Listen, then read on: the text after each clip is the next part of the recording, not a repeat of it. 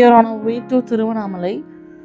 Green plan தான். So லஞ்சுக்கு stopped at Trichy bus ஸ்டாண்டுக்கு ஆப்போசிட்டில் இருக்க ஸ்ரீ சங்கீதாஸ் தான் போயிருந்தோம்.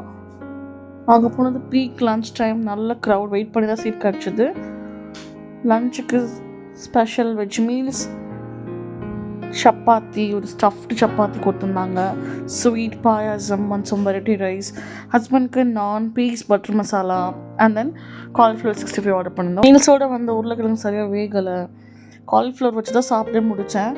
பட் இந்த நான் அண்ட் அது கொடுத்த கிரேவி எல்லாமே சூப்பராக இருந்தது. Meals not that great.